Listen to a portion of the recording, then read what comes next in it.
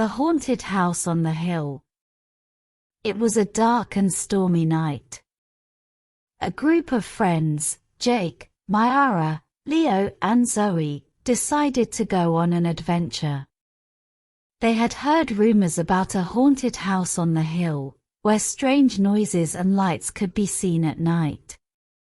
They wanted to find out if the stories were true, or if someone was playing a prank. They grabbed their flashlights and backpacks, and set off towards the hill.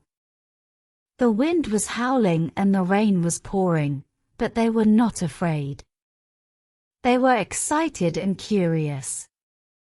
They reached the foot of the hill, and saw the silhouette of the house looming above them. It looked old and creepy, with broken windows and a rusty gate. They climbed up the hill, and pushed open the gate. It creaked loudly, making them jump. They walked towards the house, and tried to open the door. It was locked. They looked around, and saw a window that was slightly open. They decided to climb through it. They entered the house, and shone their flashlights around. They saw cobwebs and dust everywhere, and furniture that was covered with sheets. They heard a loud thud from upstairs, making them gasp. "What was that?" Myara whispered. "Maybe it's a ghost," Leo joked. "Or maybe it's a trap," Zoe said. "Let's go check it out," Jake said. They agreed to go upstairs, and followed Jake. They walked along a dark hallway, and came to a door that was slightly ajar. They pushed it open, and entered a room. They saw a large bed with a canopy, and a dresser with a mirror. They also saw a painting of a woman on the wall. She had long black hair and pale skin, and wore a red dress. She looked sad and angry. They heard another thud from behind the painting, making them scream. "What is that?" Zoe asked. "Maybe it's a secret passage," Myara suggested. "Or maybe it's a monster," Leo said. "Let's find out," Jake said. He walked towards the painting, and lifted it off the wall.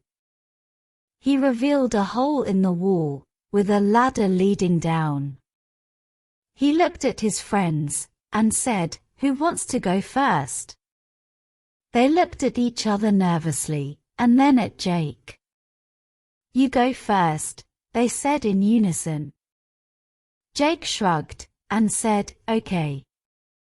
He climbed down the ladder, and disappeared into the darkness.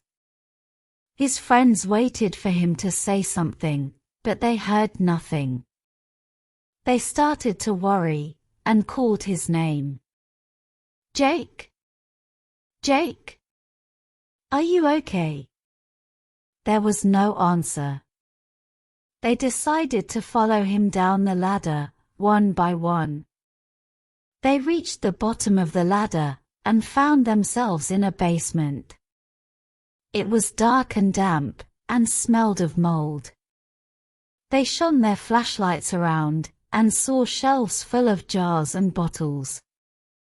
They also saw cages with animals inside. Some of them were alive, some of them were dead.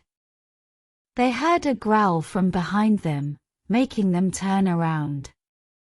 They saw Jake standing there, but he looked different. He had fur all over his body, and claws on his hands. He had fangs in his mouth, and red eyes that glowed in the dark. He was not Jake anymore. He was a werewolf.